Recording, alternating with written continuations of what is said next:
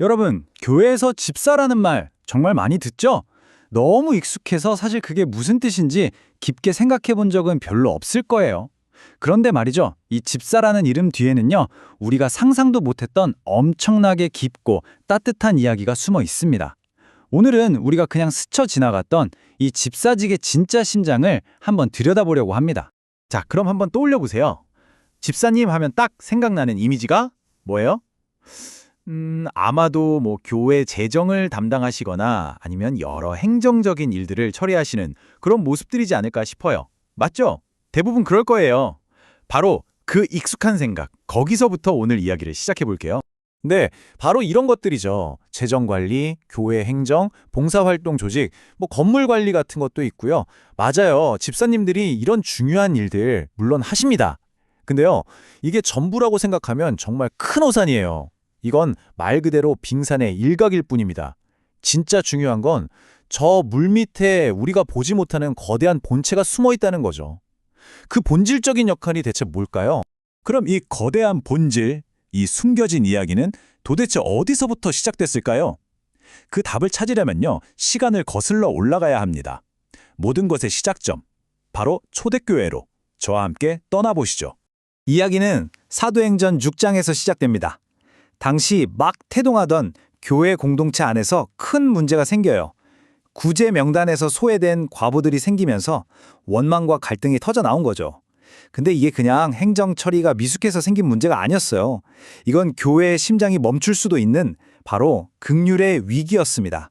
바로 이 위기 속에서 공동체의 가장 아픈 손가락을 돌보기 위해 그때 탄생한 직분이 바로 최초의 집사였습니다.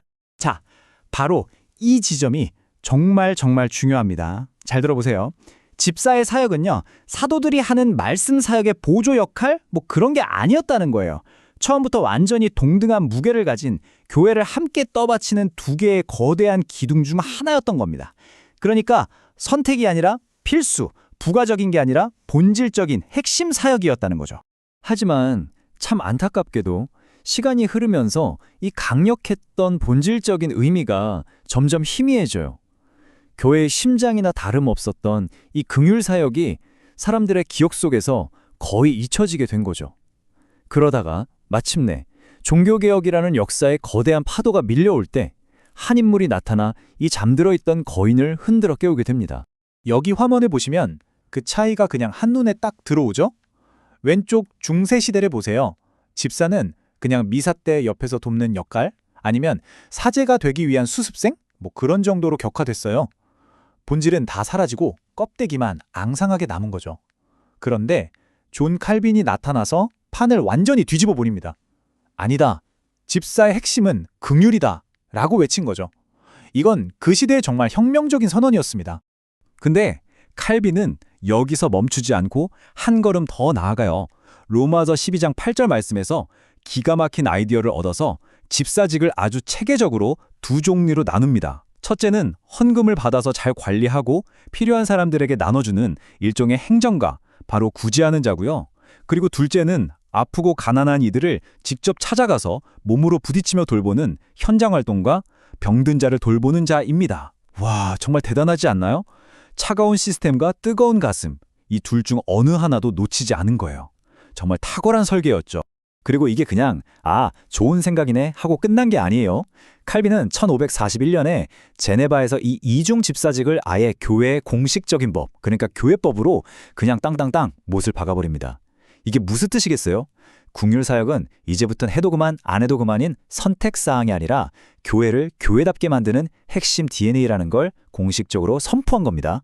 자, 그럼 대체 칼빈의 이 재발견이 왜 그렇게까지 중요했을까요? 이게 그냥 집사라는 직분 하나를 바로 세웠다, 이 정도의 이야기가 아니거든요. 이건 훨씬 더 깊은 도대체 교회란 무엇인가? 라는 가장 근본적인 질문에 대한 대답이었기 때문입니다. 여러분, 교회는 그냥 같은 믿음을 가진 사람들끼리 모이는 동아리가 아니잖아요. 성경이 말하는 교회는요, 서로의 삶을 구체적으로 책임져주고 세상의 아픔을 함께 끌어안는 언약 공동체입니다. 그리고 바로 이 집사들이야말로 그 추상적인 언약의 사랑을 우리 눈에 보이게 만들고 우리 손으로 만질 수 있게 해주는 교회의 살아있는 얼굴이자 따뜻한 손이 되어주는 거죠. 그러니까 집사의 돌봄이라는 건 그냥 빵이나 돈을 나눠주는 데서 끝나는 게 절대 아니라는 겁니다. 그 사람의 영적인 필요는 뭔지, 마음의 상처는 어떤지 이런 것까지 다 끌어안는 전인적인 돌봄인 거죠. 우리 공동체의 사랑이 얼마나 깊고 넓은지를 바로 그 한 사람을 돌보는 모습을 통해 온 세상에 보여주는 그런 엄청난 사역인 겁니다. 자, 이제 오늘 이야기의 하이라이트, 가장 중요한 정점에 거의 다 왔습니다. 어쩌면 우리가 지금까지 봉사나 섬김에 대해 가졌던 모든 생각을 한 방에 뒤집어 놓을 수도 있는 가장 혁명적인 아이디어를 소개해 드릴게요. 돕는 일이 곧 예배다. 와, 이 한 문장에 모든 게 다 담겨 있습니다. 잠시만 이 문장의 무게를 한번 느껴보세요. 칼빈에게 있어서 가난한 이웃의 손을 잡아주는 건 그냥 착한 일, 봉사활동 점수 쌓는 그런 차원의 일이 아니었어요. 그건요, 강단에서 선포되는 말씀과 똑같은 무게를 가진 거룩한 예배 그 자체였습니다. 성가대의 찬양이 아름다운 예배인 것처럼 아픈 사람을 돌보는 것도 똑같이 아름다운 하나님을 향한 예배 행위였던 겁니다. 자, 그래서 결론은 이겁니다. 긍휼과 섬김은요, 교회가 시간이 나거나 여유가 있을 때 하는 여러 프로그램 중 하나가 아니라는 거예요. 그것은 교회가 어떤 존재인지, 그 존재 이유 자체를 보여주는 정체성입니다. 교회의 심장이 지금도 건강하게 뛰고 있다는 가장 확실한 증거, 그게 바로 긍휼 사역이라는 거죠. 자, 이제 이 놀라운 발견을 그냥 머리로만 아는 데서 그치지 않고 우리 삶으로 가져와 볼 시간입니다. 내가 교회에서 집사라는 직분을 가졌던 안 가졌든 그건 중요하지 않아요. 우리 모두가 이 긍휼의 사역으로 부름 받았으니까요. 그렇다면 마지막 질문은 바로 이겁니다.